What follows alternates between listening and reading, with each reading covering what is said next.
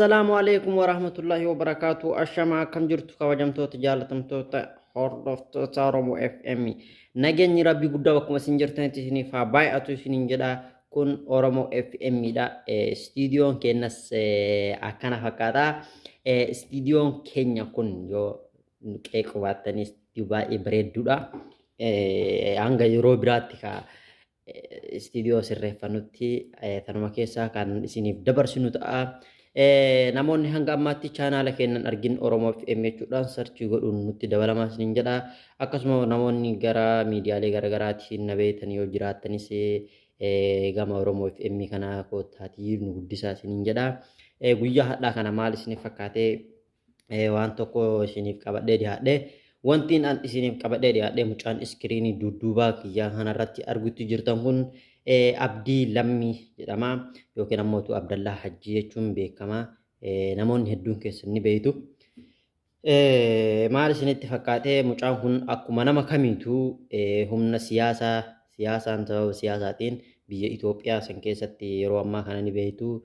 Nama diqqoo barnoota qabu nama lammii ofiitiif dubbatu guyyarraa guyyatti doorsisanii mana hidhaatti guurutti jiranii. Mucaan kunis siyaasaan hidhamee humna mootummaatiin butameetiin akka bulii 15 akkas ga'ee jira. Akka mana hidhaa seenee garuu sagalee hin arganne. Lammiileen keenya biyya alaaf keessatti guyyarraa guyyatti hidhaan uummata keenya dabalutti jira. Waan ta'e hin beekoon abaarsa qabnu maal ka jedhullee gaafisitti ta'a. Maaliif jennaaniin yoo nama jabaa tokko namni tokko yoo barates Itoophiyaa san keessatti ni hidhama. Yoo barates ni hidhama. Yoo ammootu akkana cal'iseetumaan taa'ellee ni hidhama. Yoo uummata ofiitiif dubbate hin hidhama. Biyyi Itoophiyaa sun biyya baay'ee tokko faalkaan isii nama dhibu. Mucaan kun bara wayyaanee irraa kaaseetiin humna mootummaatiin doorsifamaatiin ture.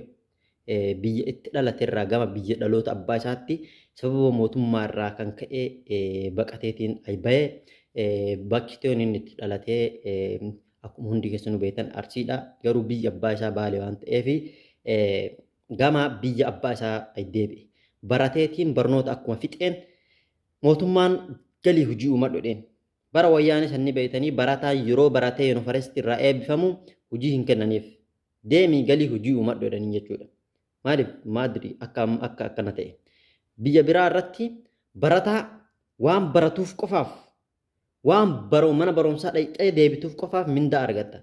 Biyya keenya Itoophiyaa san keessatti ammootu maa barattaaf ajjeefamta. Yoo ammooti barattee barnoota xumurtee deem galii hojii uumadhu namaan jedhan. Nama barnoota irratti waggaa 10 wayii fixe maaliin akka hojii akka uumatu sun nama dhiba.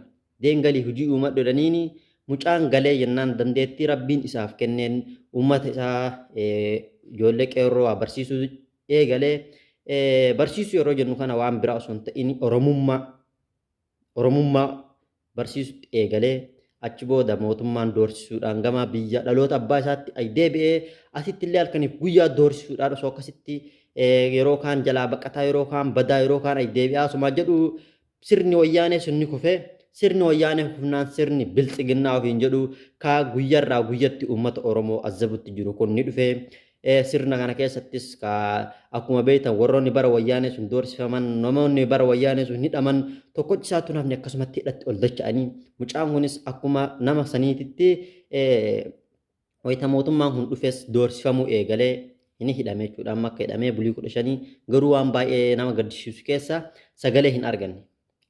Namoonni hedduun sagalee argataniiran. Maaliif akka sagalee dhabe garuu annaan galle gara miidiyaalee garagaraatti beeysa gooneetiin jirra. Garuu haga ammaatti miidiyaan hin gabaasne namni irraa sagalee ta'es hin jiru. Yaa uummata Oromoo, yaa aktiivistoota keenya, yaa miidiyaawota keenya wantiin an isin kadhadhu, isin dhaammadhu dirqama Oromummaa keessanii baadha. Mucaa kanaan mootummaan biltsiginnaa ofiin jedhu kun akkuma beektan mana hidhaa keessa nama baasee nama ajjeesuun akka wanni ho'iiti. Akka agarteemi maal jedhee sitti safaaxaa agarteemi mana hidhaa keessaa gabbaasanii nama ajjeesuun biyya Itoophiyaa san keessatti amma hojii ta'eeraa itti fufee jira.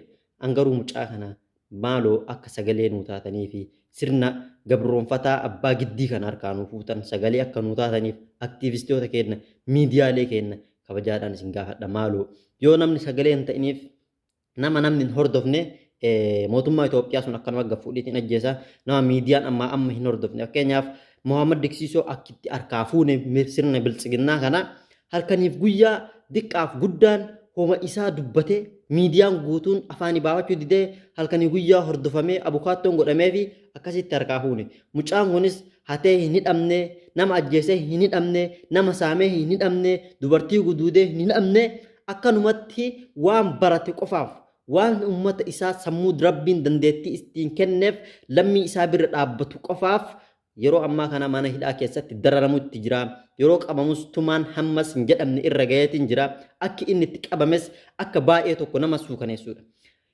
akki inni itti qabame ganda guutuudhaan ari'ameetiin marfamee gandi guutuun irratti hirmaatee qabsiise waan baay'ee tokko nama gaddisiisu mucaan kun akkuma nama kamiituu gabaa dhaqateetiin galutti osoo jiru bakkuma inni gabaa keessa deemutti itti himanii dhufe agarte akka waan nama hattu wayii agarte dhufe ay jira mee rabbi yeesaniidha laala oromoon sanuu biyyi isaa jechuudha namni isa beeku namni zariin isa amma akka itti jedhanitti jechuudha warroon isa qabsiisuudhaan shoora guddaa taphate kun bulchiinsi magaalaa sanii intala abbeeraa isaa of jalaa qaba ammootu akka waan inni waa hatti kanatti dhufe jedhaniiti laal ganda guutuudhaan irra hirmaatanii dhiiraa beeraan jala deemaniitiin akkasi qabsiisaniitiin tumaan hin jirre kun irra ga'ee gama mana hidhaatti ol darbame bulii 15 ga'ee jira haga ammaatitti sagaleen arganne maaloo sagalee ta'aa fi yaa ummata keenya yaa aktiivistoota keenya baay'ee tokko isin jaallanna baay'ee tokko isin kabajna mucaa kana yoo isin sagaleen taaneef nafsi isaa dhabuuf deemna osoo inni jiru osoo inni hin du'in sagalee nuu ta'aa fi halkanii guyyaa itti nuu booyaa isinin jedha kanatti aansuudhaan ammootu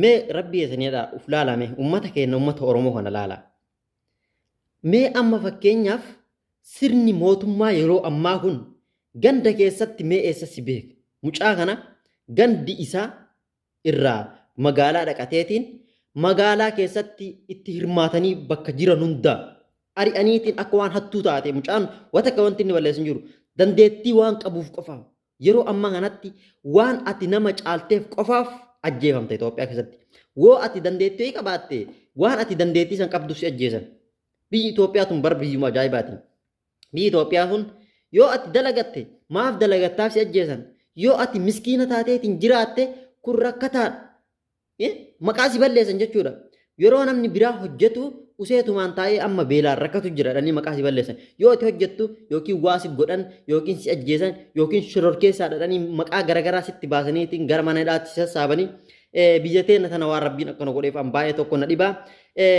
an ammootu asirratti isinitti dheeressuu hin barbaadu ummata kiyya yaa ummata kiyya qaalii yaa warra aktiivistoota yaa warra miidiyaa gurguddaa qabdan maaloo rabbii keessaniidha mucaa kana sagalee ta'aa fi akka mootummaan gabroonfataan kun warqaan nyaanne yeroo kaan yeroo inni nafsee isaa dhabne booyuu irraa yeroo ammaa kana halkanii guyyaa akka itti nuu boottaniitiin nuu iyyitanii mucaa kana mootummaa gabroonfataa kan harkaan nuu fuutan rabbii keessaniidha asumaan isinitti dhaamadha kanatti aansuudhaan lammiilee keenya kan mana hidhaa Suudi Arabiyaa jiranis rabbiin nuuf haa baasu oromoo waan rabbiin akkana godheefan hin beekan biyya alaaf keessa asiin gidiraa achiin gidiraa waan rabbiin akkana godheef wallaahi laziin baay'ee tokko na dhibeetiin jira baay'ee tokko guddaa tokko galatoomaa isinitti isin dheeressu yeroo gaarii naa qabaadha miidiyaaleen kenna piliis mucaa kanaa sagalee nuu ta'a yeroo gaarii qabaadha namoonni